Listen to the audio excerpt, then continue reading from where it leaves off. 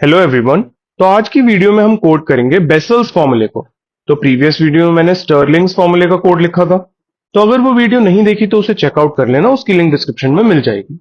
तो मैं ऐसा इसलिए कह रहा हूं क्योंकि हम स्टर्लिंग्स फॉर्मूले का ही कोड रीयूज करने वाले हैं इस बार।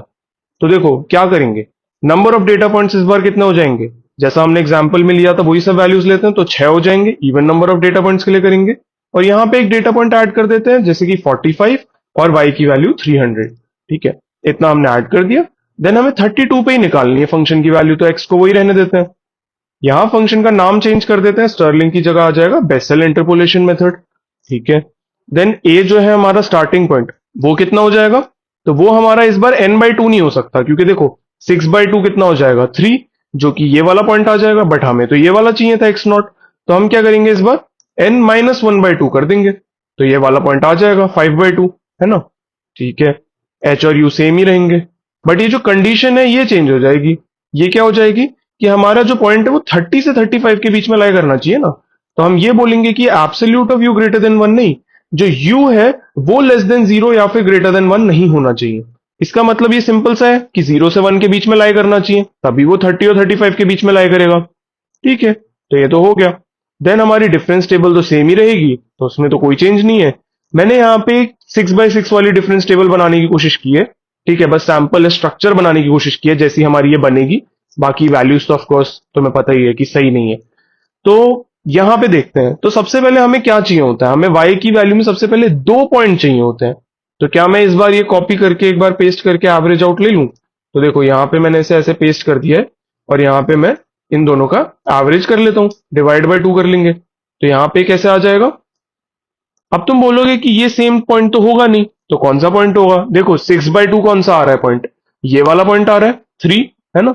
बट हमें एक ये वाला भी चाहिए 2 वाला, तो इसको मैं यहाँ पे कर देता हूँ n-1/2। ठीक है, तो एक बार आ जाएगा 3 वाला, एक बार आ जाएगा 2 वाला, तो ये दोनों पॉइंट्स आ जाएंगे, दोनों सेंट्रल पॉइंट्स आ गए। ठीक है, अब हम यहाँ आते हैं। तो देखो पहली बारी में हमने इन दोनों को ले लिया, देन जब r=0 पे यूसीआर वाले लूप में चलेंगे तो हमें सिंगल डेटा पॉइंट चाहिए। तो इसका मतलब यहां पे तो मैंने 2 ले रखे थे, तो इसको मुझे चेंज करना पड़ेगा, तो कंडीशन को रिवर्स कर देंगे बस, नॉट इक्वल टू 0। तो जब r0 है तो सिंगल डेटा पॉइंट, r1 है तो ये 2 डेटा पॉइंट्स। ऐसे कर करके चल जाएगा, क्योंकि देखो पहली बार में हमें 2 और 6 लेना है, फिर सिर्फ 3 लेना है, फिर 9 और 4 लेना है, 2 डेटा पॉइंट सेंट्रल वाले, फिर एक सिंगल डेटा पॉइंट लेना है, देन फिर से 2 लेने हैं, फिर लास्ट में एक सिंगल लेना है, ऐसे ही लेना है ना। ठीक है, तो ये कंडीशन हो गई। देन यहाँ पे भी ये कंडीशन रिवर्स हो जाएगी। अब यहाँ पे देखते हैं कैसे आएगा।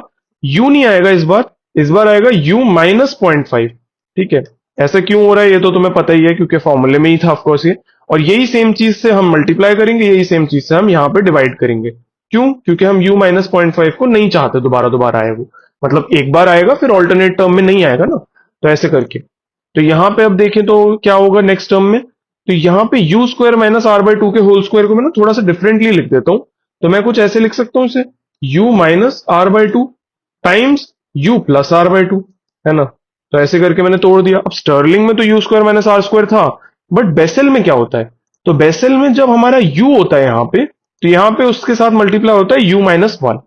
देन यहाँ पे अगर u+1 है तो मल्टीप्लाई होता है u-2। तो बेसिकली ये एक और कम हो रहा है, तो -1 एक और करना पड़ेगा मुझे। तो बस यही है, इतने ही छोटे छोटे से चेंजेस थे, ज्यादा कुछ डिफरेंस था नहीं। इसे तुम कंपेयर कर सकते हो। बट हाँ एक चीज है, ये वाला तरीका जो डिवीजन वाला है ये तब काम नहीं करेगा जब तुम्हारी u की वैल्यू 0.5 हो जाएगी। बेसिकली u की वैल्यू 0.5 पे तुम्हें आधी टर्म्स को तो इग्नोर करना पड़ेगा क्योंकि सब में ये मल्टीप्लाई हो रहा होगा। तो उसके लिए तुम कंडीशन लिख के यहाँ पे चेक कर सकते हो, मैं वो नहीं कर रहा हूँ कि अगर u की वैल्यू 0.5 है तो फिर तुम ऑल्टरनेट टर्म्स 0 हो जाएंगी, तो उनको तो इग्नोर ही कर सकते हो और बाकी टर्म्स में तुम ये चीजें ला सकते हो।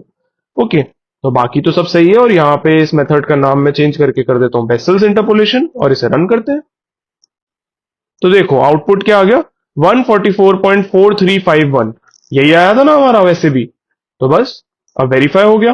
तो ये मेथड इतना सही है, इसमें ज्यादा कुछ टफ है नहीं, थोड़ा सा चेंज था स्टर्लिंग से, बाकी तो सेम ही है।